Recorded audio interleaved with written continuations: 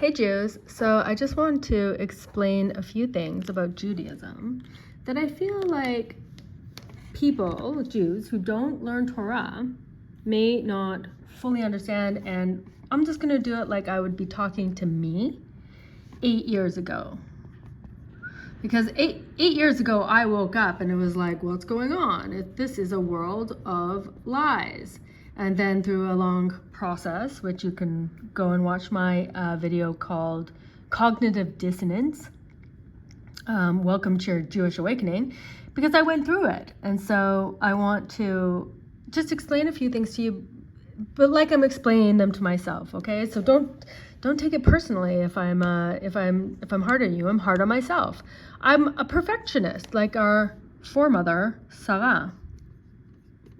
Sarah Imenu was perfect in every single way in every single one of her days. It said about Sarah, which we don't know that much about her, that she lived every single last day of her life perfectly.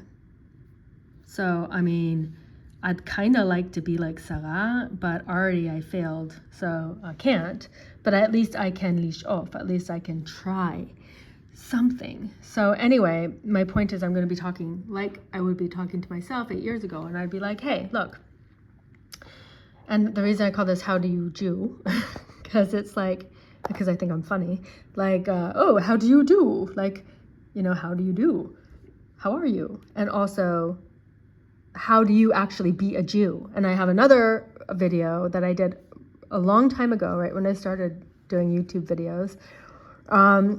That's like something about like being an Orthodox woman in Judaism or whatever. Like I was, okay, so here I go, talking to myself about 8 years ago, like, hey Jew, I know that you look at Orthodox Jews and you don't like them.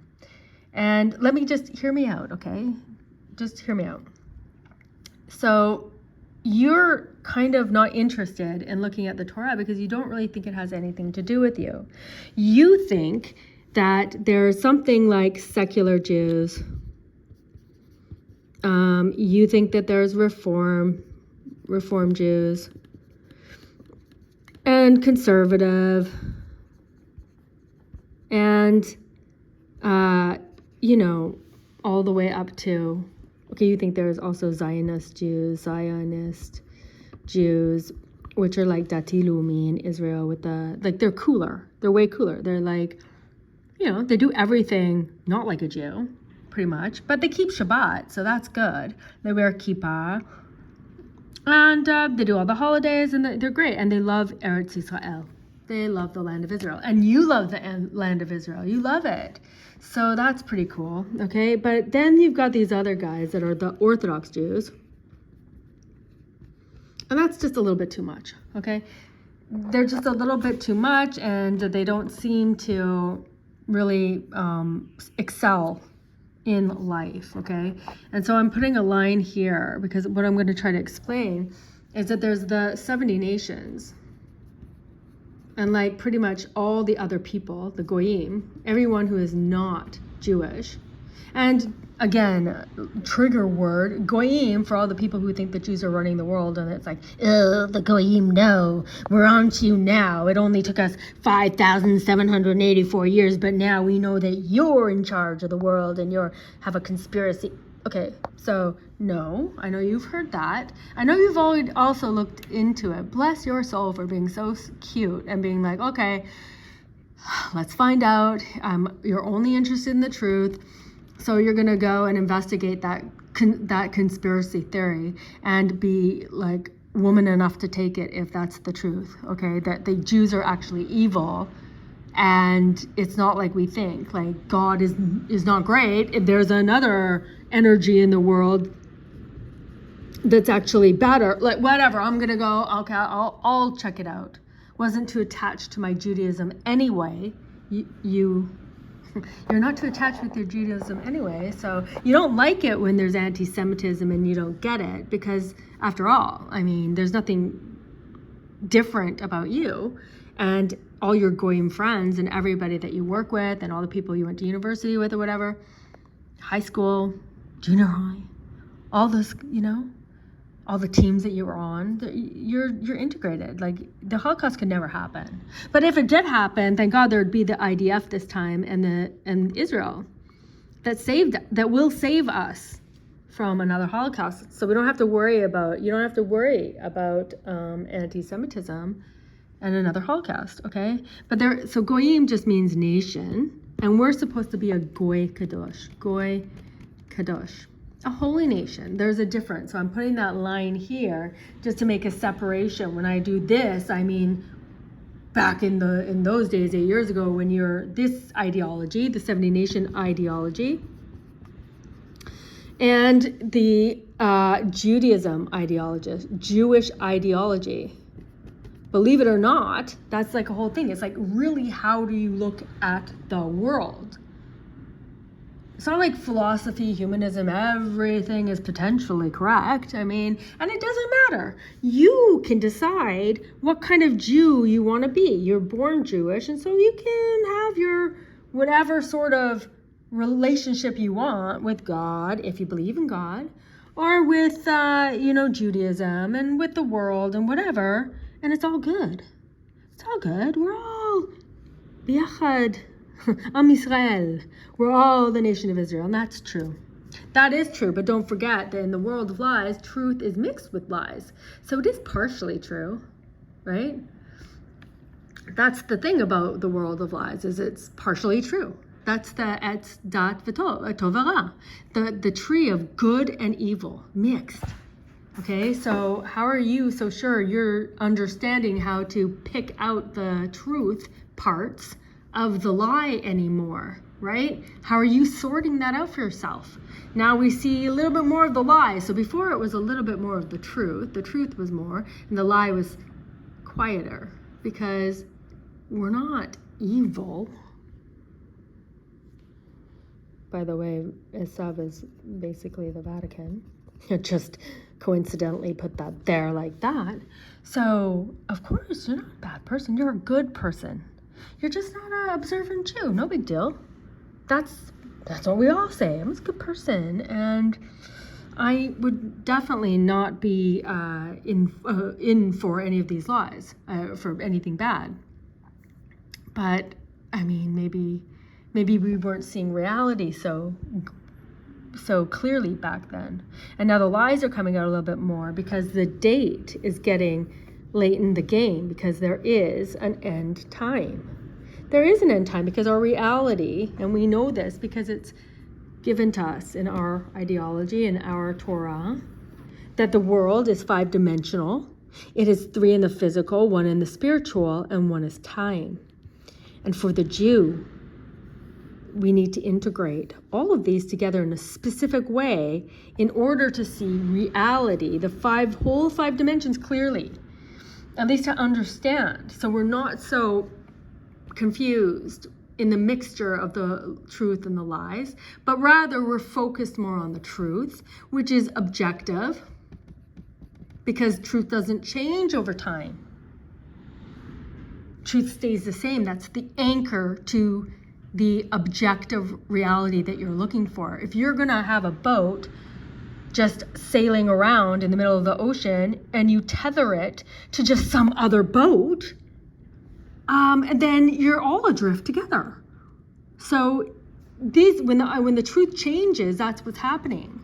But if you have an objective truth, which is an anchor, our rock, our salvation, that's what's written in the Torah, Selah, that we have forever a rock, our rock, God, and the Torah, that will anchor us in actual reality. And therefore, we will know what's happening during our timeline and also in the Hebrew calendar. Okay, which is different. It's a lunar calendar.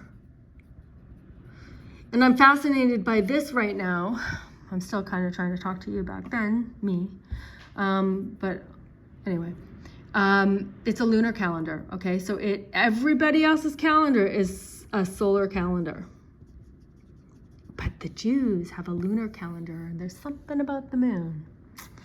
And there's something about Rosh Chodesh, the start of a new month. And there's something about this year.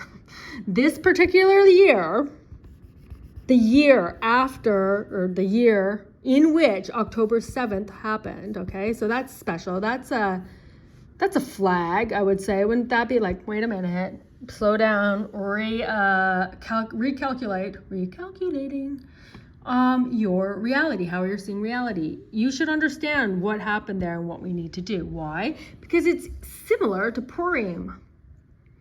It's a hint to Purim, and it's in also the timeline of our year. And time is a factor in our reality.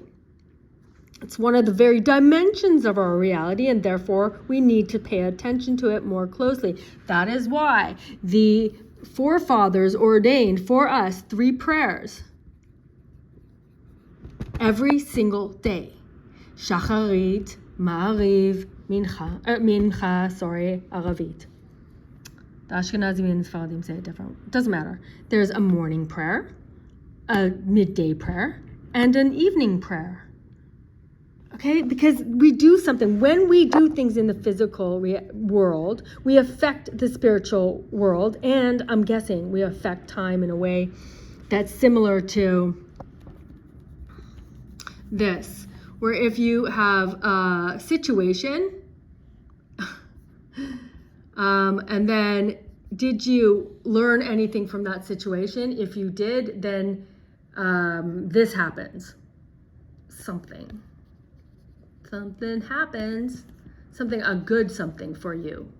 And okay, let's just call it a test, because that's a very good way to put it. If we didn't, or maybe not a test, just situation. I don't know. Good. So something happens here. I'll explain. And no, we didn't learn anything, and therefore other thing in the timeline happens. Other thing. So in a way, we'll call this timeline 1, and we'll call this timeline 2. If something happened in either the spiritual or the physical world, it would, and our either spiritual or physical reaction to that stimulus is positive, then go to timeline 1. Something good happens for Israel. If not, timeline 2, something bad happens. Okay, so I'm going to explain it like this. Obviously, I'm not very high tech, but hopefully I'm effective. Okay, so we have, let's say, Simchat Torah. 5,784, which is our year, okay? Which is right after, it's like, you know when that was, after Sukkot. Okay? Did Am Yisrael rejoice? Okay? Simchat Torah. And the question, okay, this is the where. Let's say Simchat Torah. Simchat Torah. Okay, this is a time. This is a time. This is the event that happened. It was Simchat Torah. And the question here is, did the nation of Israel rejoice with the Torah? Yes or no? No. This is me just saying this, okay? Just to try to explain some of what I'm thinking here, okay? If yes, then, I mean, good things. But since we don't know, so it was no. It was like mainly no, guys. Mainly no. If you didn't, or your man, didn't go and dance around literally crying and thanking Hashem for giving us the Torah so that we could understand our reality and we would know what's going on, and we know that we're close to the end of time somehow, and Bezrat Hashem will come and give us our final redemption, which is literally all what Judaism is talking about. Okay, now we haven't even gotten into any of the different ways, but I'm trying to say that this is what Judaism is about, and this is what's happening in our reality, and this is what I'm suggesting to you so we can move the timeline more favorably for us, because we can see that as a result of the no here, we got an increase in anti-Semitism. Well, before that, we had October 7th. Now, how are they linked? Okay, well, normally you would imagine that after being massacred and having innocent civilians, babies, mothers, young girls, young boys, young men, old people, all those people being taken hostage, and the international community doing absolutely nothing about it. No one could care less about these people. Okay, so we realize that we are actually isolated, Am Yisrael. We are a separate nation. There's 70 other nations of the Goyim. Like I said, Goy just means nation. Okay, so there's 70 other nations, and we have mixed in when we were commanded actually not to mix in. We're commanded to stay focused on Judaism, on our lineage, and on our information. We're also promised, by the way, that it is instead of this world. This world is for the Goyim. They can YOLO all they want, but they can. I'm not really going to talk about them right now. But the Jews are promised that this is just this world, Olam Hazeh. But there is a next world, Olam Haba. And I know that you're thinking, but that's just maybe. Maybe that's true. But maybe it's also not true. And maybe we also just blend into the universal oneness of love, like we keep hearing from the Eastern philosophies. But I know now to tell you, sweet you 8 years ago, that's true if you don't know the truth. If you don't know the truth, then anything is possible, including those very attractive spiritual philosophies of the East, right? Which you don't have to look different. You don't have to cover your hair, and you don't have to eat different. You can eat bacon, and you can still be, blending into the universal oneness. You don't have to be pure. You don't have to go to family, do anything, go to the mikveh. You don't have to do anything. And you can be very spiritual. And so it's attractive. And you can be sexually immoral, and you can do whatever you want here, and that's okay. Well, we should know that information comes from a sons of Keturah, which was from Avraham. So they do have some spiritual information. That's why it's attractive. Okay, but it's not the spiritual information. The spiritual information comes from this line. And that is your line. You should, if anything, trust this line more than this. Okay, but you don't really want to, because you don't want to commit to looking like those people that have just gone too far. The Orthodox. You don't want to. You don't want to go now and give up everything that you've worked all your life for, your degree and your business and your house, your designer clothes and your expensive haircuts and flying first class and traveling the world. You don't want to give any of that up to live like an Orthodox Jew, in their small, cramped, disgusting neighborhoods that are usually pretty dirty and not well maintained by the city. And everyone will hate you, basically, and blame you for everything. Also the Goyim, also the secular Jews, also everybody, And you're going to have, with all those children, 12 kids. Are you kidding me? This is just too much. Why? Because that's actually Judaism, guys. It's actually Judaism. So, you know what? So you think you know one thing. You think you understand for some reason, reality. But although now, after COVID and after October 7th, we see the reality isn't exactly what we thought it is. And with, of course, when you throw in looming Agenda 2030.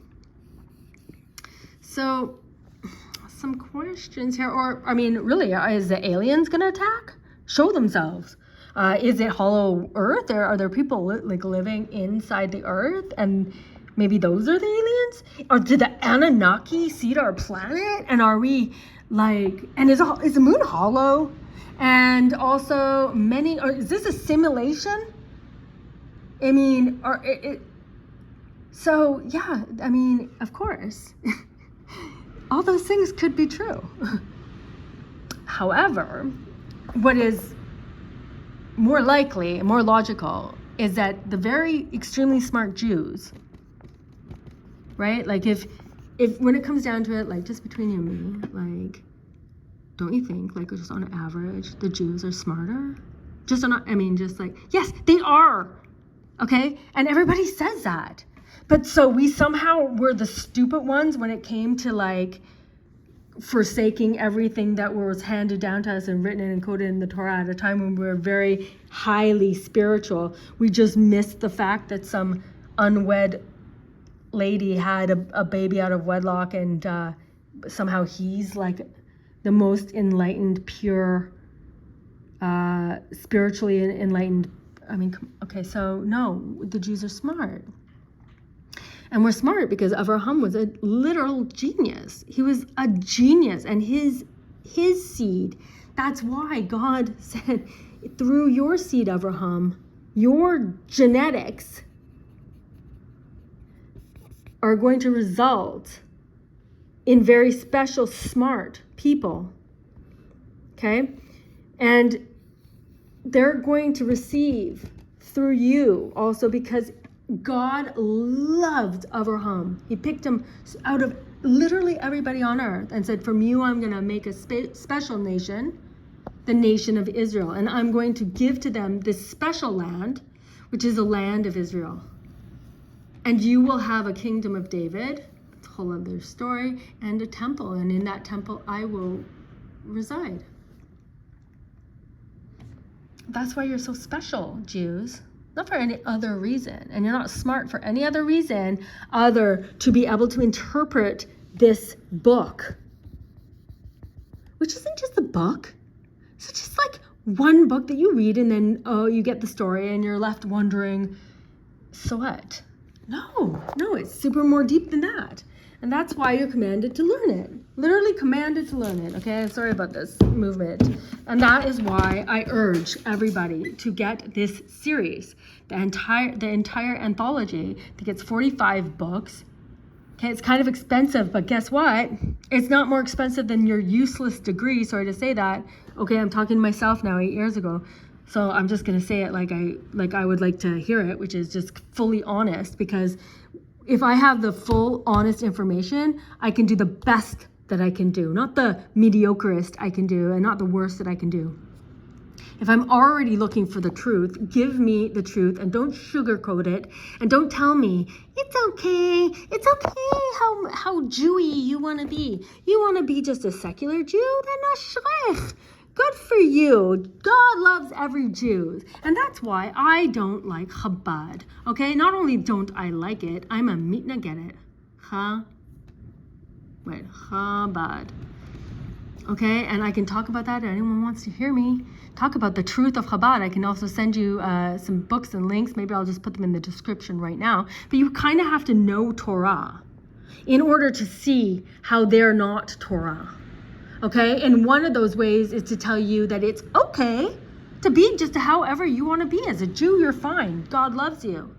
But when really that's not the truth. If you don't keep Shabbat and you don't keep any of the laws of purity, if you don't keep Shabbat at the very, very least, and if you don't keep kosher, then you don't really have a connection with our lineage and with you're called wicked.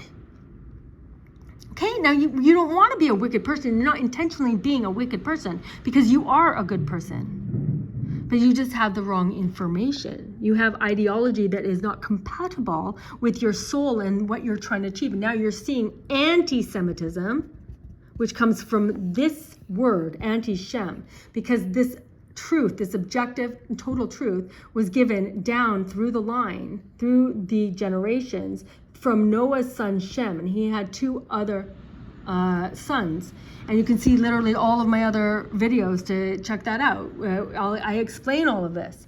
Okay, so anti-Shem comes from here, because Shem got the information of God and got this information about our reality, and he gave it through his blessed line, who was Avraham. His line was blessed. Okay, another line was cursed. Their line. And then another line was neither blessed nor cursed. It was basically blessed with the physical information. Okay, so You can have information in the physical. You're blessed with that. Excel. Enjoy. YOLO.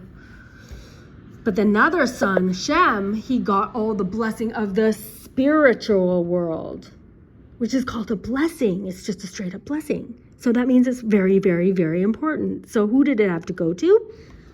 To somebody very, very, very, very smart and very, very loved by God. Very loved. And through his line, through Yitzchak, the Yaakov, and the 12 tribes, okay, we all descended genetically. Check out the book, The Kuzari. I'm going to put all the books in my description. Please start educating yourself. You have to deprogram from this ideology. You are going to come to a realization where you will have cognitive dissonance if you're wondering, especially when they go ahead and implement Agenda 2030, and you'll be like, but we didn't vote for this. No. Of course you didn't vote for. You didn't vote for probably a lot of the things you think that you might have voted for. Okay, but we don't have time to spend on that. Yes, okay, deal with your cognitive dissonance, but at the same time, start Jewing differently. Start learning. There's so many classes on YouTube. Look up any topic. Just listen. Listen while you drive. Listen while you cook. Your Shabbat meals, perhaps. Listen while you clean. Listen. That's what I did. Just turned on, and every single place I stopped listening to their satanic music. I did that anyway because I did yoga for a long time, and so I was like really into like the present moment and like clearing, and it worked for me. I was able to diminish my humongous ego somewhat, at least to be open to reevaluating Judaism in the Torah. Thank God. Baruch Hashem, thank you, that was a gift. Okay? Because we all need to know Torah. So please, Yalkut Mo'em Laz, the whole Torah anthology, or just start. Start with Genesis, if that maybe interests you. Start with the 12 tribes or the patriarchs or whatever. Mo'em Laz, you have to get it. Really have to. And then you need to start learning some Jewish laws of the holidays, for example. I'm going to try and see if this is a link. I also may do Art Scroll, but you can definitely find this probably on Art Scroll. Laws of the holidays. So for Purim, for example, there's things that we need to know. Like, okay, so you don't even know that on March 21st for Purim, there's the fast of Esther, and the fast isn't just for religious Jews, it's for all Jews. Okay, and it does something spiritually. So please fast on March 21st. Please go and talk to your community Orthodox rabbi, not Chabad, because again, there are certain things that you have to do as a Jew. You have to keep Shabbat. It's not just for religious Jews. That's an ut. That's a sign between you and God, and it keeps you a little bit more spiritual. And you might not like it at first, and that's fine. And by the way, you don't need to fashion your Judaism after anyone you see. It's possible. It's not suggested, and I'll tell you why in a minute. You could, and like you did. I did this. That at first you just got your books. You just started learning. You started listening to a lot of classes. You started to think that, that makes sense. That's explaining my reality a little bit better. Okay, so what do I got to do? Okay, started keeping kosher. Okay, at this point, honestly, guys, just don't even eat the meat anymore. Just don't eat the meat. Because you can't, we don't really think that it can't all be kosher, mass fat. If you don't know the shochet, so anyway, I'm just saying, probably just be a vegetarian. Okay, and I'm not saying that as an ideology because that's not right ideology. That's ideology out of Egypt, that they worshipped animals and also the Canaanites. Okay, not holy people. Okay, but at this point in our timeline, maybe it would just be better to be vegetarian or something. Okay, eat fish, pescatarian or whatever. Okay, so that's my suggestion. So what was I saying? So you don't have to, you could do that. You could keep, and that would make you more pure. You could go to a mikveh, get the physical impurity off of you, because that's blocking you also from God. in a way. It's this tum'ah, this impurity. You can go look at my other video. It's called Break Your Heart, Israel. It's a very good video, I think, that helps explain a lot of things. So, and learn Torah, like I said, okay, and keep Shabbat, 100%. Because these people will tell you don't have to do any of those things. Here, just put some tefillin on you and you're good, and God loves you. God does love you, but he wants you to do the proper things. He wants you to do the proper things so he can reward you in Olam Haba. Okay, and I don't think that our past Jews, if you read all the people's books, if you read as many commentaries on specific topics in the Torah that you're interested in, that plenty of rabbis in the past have written millions of books. These were very smart people. But you know, so you don't have to look at or how you think Orthodox Jews are, maybe from like Shtisel or whatever that Netflix show was, or unorthodox. And everyone has their own experiences in life. Everyone has their own levels. Everyone has their own, there is something like karma, kind of. It's not like karma, but there's reincarnations. And so there's cheshbonot. There's scores to be settled, let's just say. Everything works out exactly as it does at the end of the day, meaning at the end of your time, of your life, and at the end of time of the story that's in the Torah, that also, in a way, reoccurs every year. There's a certain energies that are happening during certain times. And like I was saying, our calendar is the Hebrew lunar calendar, okay? And this year, 5,784, is a pregnant year, which means we have 2 months of Adar, Adar, which is a special and happy and lucky month for Jews, okay? And we have 2 of them, thank you, God. And we have Purim upcoming, which is in Adar Shtayim, okay? And so effectively we have 13 months in our year, this year. Okay, we have 12 tribes. Now those 12 tribes correspond to the 12 months. They correspond to the 12 zodiac signs. And they correspond to a bunch of different things. But what happens when we have a 13th month? Well, that's special. Okay? And I think it has something to do with Joseph, and there's a lot of things to do with redemption there. So what I'm saying is we have an opportunity in our timeline for another one of these flowchart thingies. Okay, so this is going to be Purim. And by the way, I'll do it this way. Coincidence? I think not. Purim is like a second attempt, let's just put it, at Simchat Torah, which we failed as a nation of Israel this year, right? So we went to the no, but now Purim is the second time. Why is Purim like Simchat Torah? Because in Simchat Torah, we rejoice for getting the Torah, the guidebook. Torah means hora'ah. Hora'ot means guidelines. So, or instructions. It's the instruction book of how to decode your reality, okay? That's why you have to be a smart Jew. Okay, and that's why our grandparents and their grandparents and their grandparents and their grandparents and their grandparents, all the way back to one of the 12 tribes, and all the way back to Avraham Avinu, who was beloved by God. Okay? That's why they handed it down like that, and that's why they separated themselves. Not because they didn't want to probably enjoy this world, but because they were focused on the more real aspect of our reality, which is a spiritual reality, and we were blessed from Shem with that information, and we were also tasked with a very great responsibility, which is to keep it lishmor v'zachor et Shabbat. You have to protect it. You have to remember it and then protect it. You have to protect. This is protected information that's encoded in the Torah. And us as smart Jews at the end of time, we are told it's our duty also to go back and learn Torah and understand it. And then it's going to help you anyway, because it's going to help you in your Olam Haba, which is the eternal world, the spiritual world. When this time runs out on our reality, this physical world is going to end. And you can see that it's kind of spiraling a little. I feel like time is going faster now. Okay, so Purim, so on Simchat Torah, we dance and we say, thank you for we received the Torah at Har Sinai, okay? But it is said that God kind of like held Har Sinai over our heads, and so we were scared not to say yes.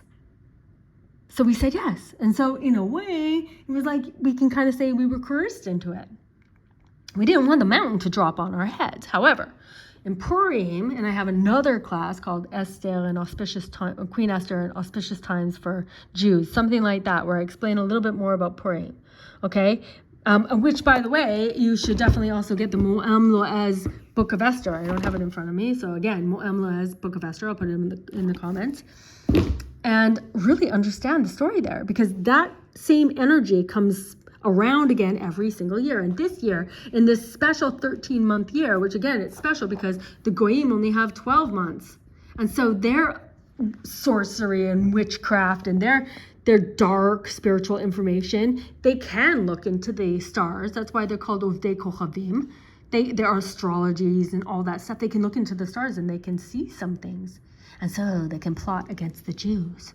And they can concoct all their sorts of agendas against us, okay? And they can, for example, coerce or whatever they do, or willingly, whatever the powers that be here in Israel, to give over the Am Yisrael to be test subjects for a vaccine. I'm putting it in quotation marks. What's going to happen if we inject the whole population of Israel with this pharmaceutical? Oh, let's test it out on the Jews.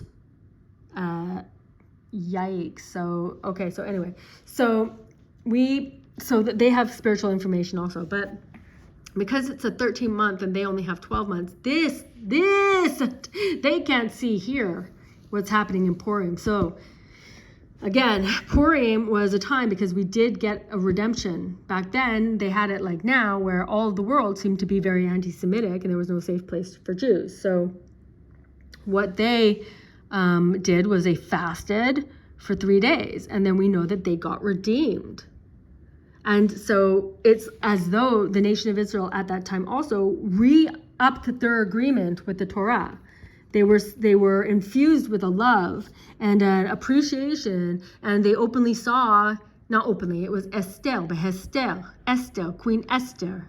Esther, Hester. Hester is in hidden. Okay, so in a hidden way, but they knew that God saved them, okay? So they agreed to take upon themselves the yoke of the Torah and the 613 commandments that were commanded in the Torah, and to refocus on the spiritual aspect. And then from there, after there, we had the Second Temple. We had, the Talmud being written in Babylon and also in Jerusalem. Okay, and the Goyim that don't know and don't understand the Torah can say what they want about the Talmud and about the Kabbalah and about all the other things that they don't understand, because they're too impure to understand. You have to be holy and pure, which is why God tells you to keep holy and pure, which is why also you may have some difficulty getting close and intimate with the Torah in a way that you should be able to, because you're a Jew. And it's just because you have some tumah. So you need to start doing some things like keeping the Torah, like keeping kosher, doing Shabbat. And so that's why I'm urging you to go and talk to an Orthodox rabbi. Not somebody that you may think looks like Orthodox rabbi, okay? And that's the other thing I want to tell you that I started to before. You don't have to look like anyone. You don't have to just start on your own to connect and learn, okay? That's step number one. Eventually, you will know what to do, okay? Like for me, when I started, I didn't want to look this way or that way. I wanted to look cool still. So I had and I was like, oh, my clothes are nicer, I was still like that. They were longer, and to the best of my ability, they were more modest. But I wasn't married, so I didn't have to cover my hair, and I didn't even think about it. I thought that wigs looked stupid anyway, and it didn't make any sense to me. It still doesn't. have another class on that. Why I'm against the shtetl, whatever it's called, the wig. But long story short is you don't have to look any way. When you get to the level of making decisions on what you wear and how you speak even, because I always heard people saying like, you would be like, how are you? And they'd be like, Baruch Hashem. So I'm like, okay, so now I have to say Baruch Hashem after everything. But it didn't, you get to a certain point when you really are saying Baruch Hashem, you're thinking, thank you, God, thank you. Like, how was your day? Well, thank God it was good, because that's where I'm at. So understand there are levels. Another book that I didn't show here, but I will put in my description, is called Mesilat Yesharim. And I highly recommend it with the commentary of Rabbi Avigdor Miller. And any of his books, I think, are amazing and should be read. And you should start reading some Jewish books, because you need to deprogram for this ideology that is not your ideology. It is ideology of other people, and that's what's been passed down to them. And that's fine if they want to go and learn that. Okay? But it's not fine for a Jew to go and learn that. And also, it's not fine for a Jew not to learn his own information. And this just happens to be the right and actual information. Yes, I know that you thought that everyone is serving the same God, just calling them different things and serving them in different ways. No, that is not true. They are serving other gods. And when I say gods, I mean gods with a lower G. Gods, there are other forces. And those other forces do have some power. But we have actual God who created all those forces. There is nothing other than God. And that I have another video called Why God Commanded Us Not to Believe in Him. Belief is one thing and knowing is another thing. You have to learn. That is why Jews are smart. So I'm going to link some things in my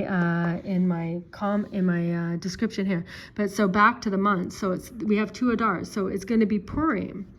So again, that's why Purim is the same as Sukkot in a way, because we got the Torah once at Mount Har Sinai, and we were frightened. We got it out of fear. Okay, but on Purim we accepted it out of love, which is higher than fear. Loving, okay, and like Michael Scott was like, oh, I want them to fear how much they love me. There's 2 things in Judaism, loving God and doing His commandments out of fear. You're scared, and you should be. What happens after you die? Reward and punishment. You should be scared. And anyway, even if they explain to us, like, it's as if you were in the kingdom of a very strong king in real life, let's say, okay, in our reality. Then you would be scared to do things that could get you killed, could get you beheaded or something or whatever. So, I mean, how the more scared should you be when the creator of the universe and everything in it, it commands you one way and you do something else. Like, you should be very scared to transgress those laws. Okay, and not only that, but knowing what happens after you die, because like Rav Kuli, who was the initiator of this project of the Torah anthology, he says it's the most certain thing in your life is that you will die. You know that for 100% certainty. So you need to look what that means. Is there any information about how to live our life? Yes, there's trustworthy information on how to live your life. Is there any information about what happens when we die? Yes. There's trustworthy information about what happens when you die.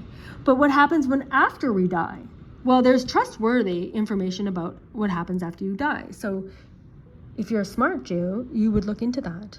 And you are a smart Jew. You're just looking at them, the Orthodox Jews, and you're saying, I don't want to be like that. But again, know that you'll be growing, and as you grow, you'll know what to do. So eventually I came to like Dati Leumi, and I was like, that's pretty cool, because I love Israel, the land of Israel. I want to live on a moshav or some nice agricultural little village where I don't want to live in a ghetto, which is where the Orthodox Jews basically live. I want to have some land, and I want to act pretty normal, and I want to have a good job, and I still want to have money, right? I want to take vacations, and I want to do all those things of Olam Hazeh, this world. okay? I don't want to give all of that up for Olam Haba. That would be a little bit too much, So, but then there's just that nagging thing of that's not the whole truth. And I want to be like Sarah Imanu as much as I can. I want to be more perfect. I'm a perfectionist. I want to say, give me the ideal, like that saying, like shoot for the moon. Even if you don't make it, you'll be amongst the stars. I want to do the best I can if I'm already on this track. Okay? So, I mean, that's the thing. So, there is no such thing as Reform Judaism and secular Judaism. That's actually you letting down your side of the bargain between you and God and between you and the rest of the nation of Israel, because we act as a team. We're Team Jew. We're Team Jew. You can see that we are alone. You can see there are individuals, very amazing individuals who are not Jews, who are siding with the Jews, and they are speaking up, and they are it's amazing because, but those are, and there are other people that are non-Jews that are converting to Judaism. That's crazy, amazing. They are blessed. Blessed are those who love Israel, and cursed are those who curse Israel. Okay, so when we see all these people marching and chanting from the river to the sea, when we see that they do not care about our hostages and about our women that were raped, and about anything that, we got massacred, and they're supporting the massacrers, the massacrers. You know what I'm saying? So we act as one unit. One head and one mind and one heart. And when we do that, God will rescue us. And I have other information on like the end of time, the Chavlei Mashiach, about the Mashiach. Ask me questions if you have questions. But there is no Reform Judaism. Reform Judaism is what happened before the Holocaust. There's another book called Divine Madness. I'm going to put it in my... again, in the description of Divine Madness by Rabbi Avigdor Miller. And it talks about the Holocaust. So about 150 years, let's just say before the Holocaust, there was somebody named Moses Mendelssohn, I don't know how to spell his last name, and he reformed Judaism. So before that, there was like a big fence between us and the Goyim, and we weren't allowed to go over there. If you went over there, you were shunned. You were called wicked. We had to, So Mendelssohn broke down that barrier basically and said, hey, it's okay. He was in Germany, by the way. Curious, right? Germany. That it's okay to mingle with the Goyim. It was okay to go to their universities. It was okay to stop keeping Shabbat. It's okay. And this led to something. This actually did lead to the Holocaust. It's not like we think there were so many pious Jews that were already, and Rabbi Miller in that book too, he says that he was there. He was in Slobodka. And he saw already the breakdown. It wasn't like mostly people were Orthodox. No, it was like mostly people were not Orthodox because it's attractive. Just like it is in today's world. It probably looked exactly like this, where there were some people who were Orthodox Jews, and there wasn't all these other shades of Jew, right? There was only black and white Jew, so to speak. No one get triggered when I say that. What I'm saying about is like an on and off Jew, one who's secular and one who's religious. And now it's blurred even more because we think there's all these different kinds, flavors of Judaism. Secular, Reform, conservative, Zionist Jew, whatever, Orthodox Jew, but that's not true. There is only one Judaism. So however you end up there, I'm suggesting you get there. Start keeping Shabbat. Do the fast of Esther on March 21st and celebrate Purim to the very best of your ability this year, because I believe, okay, so that's the second chance we have at Simchat Torah. This is out of love. We accepted, again, on Purim. We accepted the Torah with love. This is your chance to dance. This is your chance. We need, at the end of time, God will save the Jews. Who are the Jews? Who are the Jews? They're separate. They don't look like the Goyim, they look like Jews. They don't act like the Goyim, they act like Jews. They aren't out partying on Friday night and Saturday and doing all these things. They're celebrating Shabbat. Okay? They're not enjoying too much Olam Hazeh, this world. They are focused more on Olam Haba, the spiritual world, and they are using their time wisely. That's who God is going to save, the Jews. The Jews, obviously. Who's the Jews? The Jews look a certain way. They act a certain way. Now, you don't have to dive in and look a certain way. Like I said, Judaism and the Torah, it's for you. It's in your heart.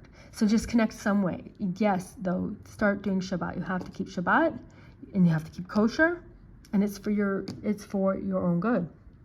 Because then you're going to go quicker understanding. Okay?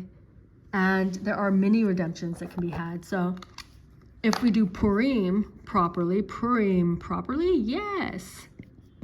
It's possible we could get the redemption. Why? Because we are close to the end of time. We should be looking out for Chevlei Mashiach, for the signs. And we are. And it could happen. And anyway, it could happen all throughout time, but especially now. So, and even if we don't get a national redemption, you could get a personal redemption. That happens, and that happened to a lot of people on October 7th. Okay? And if no, I don't know, guys. It's looking very shifty in the world, no, with the anti-Semitism. Right? So this would be no. So, I mean, let's do this right. Let's pass Purim this year with the 100%. You know what I mean? Okay, and then let's just say that. Then this is something that I would like everyone to think about. In our timeline every year, and I have another class called something like are we generational trauma? Are we trauma bonded to Israel, the state of Israel? Okay, because what I think what happens is we get re-traumatized every year with Holocaust. With the Holocaust Remembrance Day, right? And then right after that, we celebrate Independence Day of the State of Israel, as if the State of Israel and the IDF will ensure that there'll never be another Holocaust, right? Never again. And we don't have to be worried or upset about anti-Semitism, because it's not going to be like before Germany, where we had nowhere to go and they didn't take us. By the way, not to forget, okay, that they didn't take us. They didn't take us into Canada. They didn't take us into Australia. They didn't take us. There was the boats that had to go back to Germany, and those Jews had to die. I mean, no one took us. And it was under the quotas. For the most part, in the U.S., it was under the quota for refugees and whatever. That's a whole story. I'm going to link another book called something like "The Jews Shouldn't Speak" or something like that. Okay, so we've relied on the state of Israel, and we celebrate independence here every year. Like, thank God, thank Israel, and thank the IDF that there'll never be another Holocaust. But now, what is happening? After October 7th, a lot of Jews are leaving Israel. A lot of Jews are like, the IDF didn't come save me that day. Right? So yeah. And in fact, I know a lot more people that got their personal redemptions on October 7th. They were saved by God, and they openly say they were saved by God, and they have since become Orthodox religious Jews, because on that day they shouted Shema Yisrael, and they got saved in a really crazy way that's unexplained, except to know that God gave them another chance to continue living some more time in this physical reality, to work on the spiritual, now that they were sufficiently woken up to the fact that God saved them. Okay, but you don't want that to be the way you wake up. Let it just be out of love. Let it be out of love, at least for your granny and Zadie, Bubby and Zadie, Saba Vasafta. That they, and theirs, their granny and Zadie, their Bubby and Zadie, their Saba and Safta, and all the way back, that they didn't lie to us. They did not want you to have fun. They just knew what real joy is, not this fake substitute love that you have, failed relationships, success. What is success? What is beauty? It's not your ideology. Beauty isn't this disgusting thing now that we see, overtly sexual, I mean, that's not beauty. Okay? Beauty is modesty, actually. Beauty is something in the soul that shines forth from you, making your physical appearance beautiful to those who can see it. It's like the movie Shallow Hal, in a way. Okay? So come back home and Jew properly. Jew like Sarah Imenu would want you to Jew, lighting those Hanukkah candles, obviously, but also lighting Shabbat candles every Shabbat, keeping Shabbat. Let me know if you have any questions.